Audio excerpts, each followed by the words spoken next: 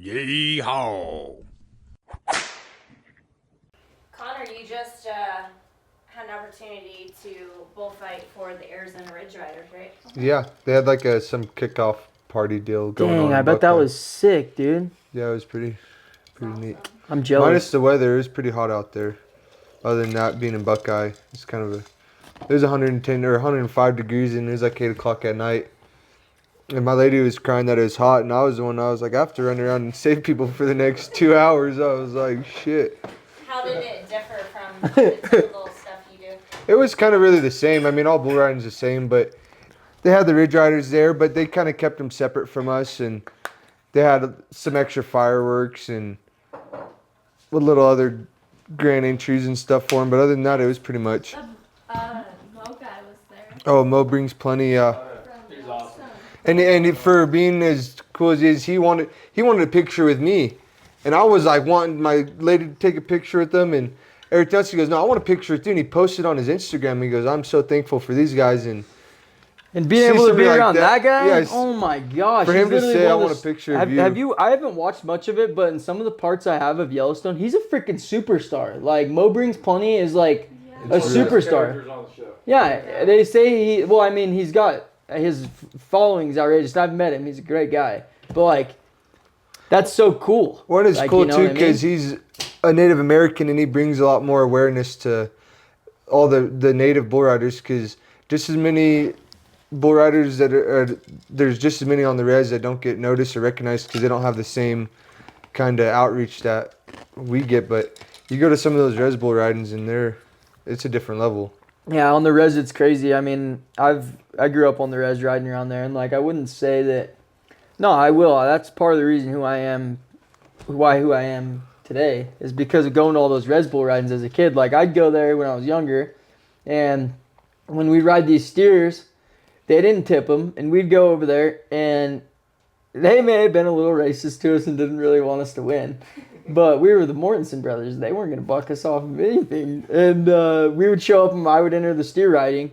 But they could actually get me down over there when I was younger, to be honest. I'm not even going to, like, Yeah, but they don't got no. But no, there's no, all those little There's kids no are getting on. ambulances or usually rodeos. You got an ambulance or something there. Those places, They- there ain't nothing around, and you kind of think like, No. shit, if I get hurt right now, we're kind of a long ways And away those little from kids are any of- getting on in their cowboy hats. Like that was like one thing that I thought was intimidating. I'd show up there when I was younger, and I'd always ride with my helmet just because that's just who I am. My brother's not, and he'll call you something because you don't, you know. But whatever.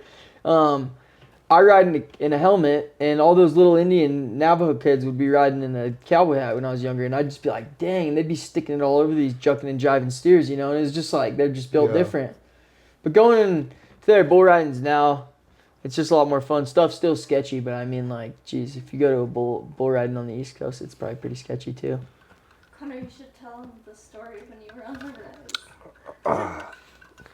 Oh, we were going to that Highway 160 deal, and Wait, for when?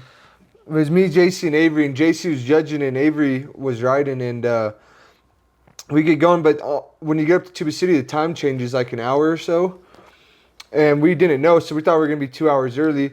Well, the time changed, and then we ran out of time or something, and every Navajo or Indian around that place goes. It's like it's like their fair. It's like the biggest thing.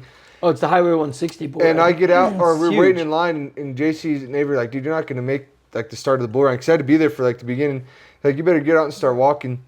Throw all my shit on, my vest, tape up my ankles, and I get walking down the road, and people are like looking at me funny while I see this tent sitting next to us, and I like look over, I'm like, hey, how far is it? And he goes, man, you got a long ways to walk, like 5-10 miles that way. And I'm like, shit. He goes, you want to hop on my dirt bike? I'm like, hell yeah, I want to hop on your dirt bike.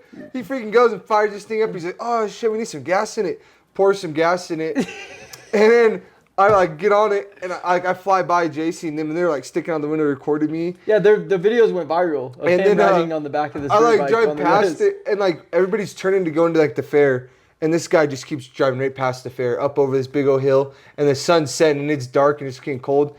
And I'm like, where the hell is this dude taking me? He's taking me on a wild goose chase. And I tap him on the shoulder. Oh, dude, where in the hell are we going? He's like, oh, shit, I'm taking you to the old Highway 160 arena. We're at the new one. It's 5 miles back that way. I'm like 5 miles, dude. I was like, holy shit. And the night before, I got hooked bad in my leg, so I couldn't keep my leg up, and there's no pedal stools. And so I'm trying to barely keep my legs up. My cleats are dragging on the pavement, and my cowboy hat's doing this on his dirt bike, like flopping. He's going so fast, and I was like, please, God, don't let me down the back of this fucker's dirt bike right now. Like, let me just get to the bull riding.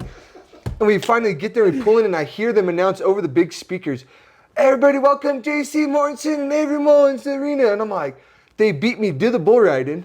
And then they like, J.C. and them get there, and like, dude, where the hell is Connor at?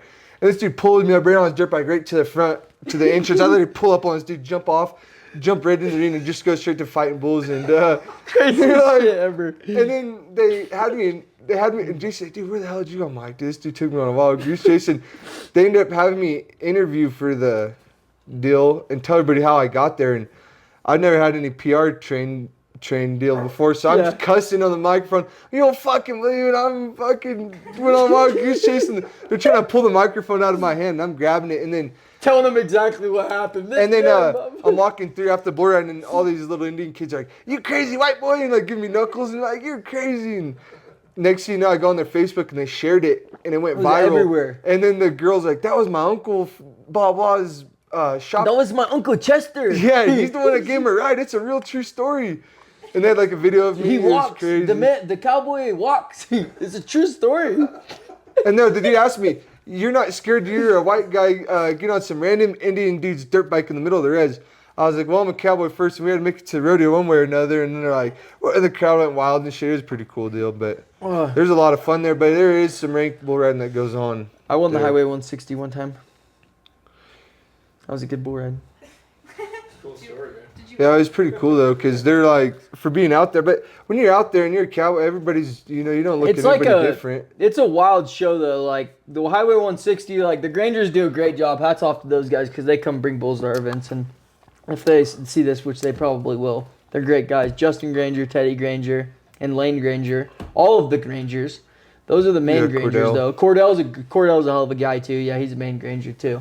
But whenever they're with us, it's always like a wild show. Like they come to our PBRs, but whenever we went to their deal when I won their bull riding, the first bull that I got on there, I got a re-ride, and then they're like, "Oh, you're getting on our best bull next. Like, just go get ready." They told me, "Go to the back and go get ready." So I was like, "All right." So I go to the back. I'm getting ready, and I'm sitting there with Juke, and Juke was probably like, I was like, I don't know, 17. So Juke had to have been pretty young. Maybe I was even 16.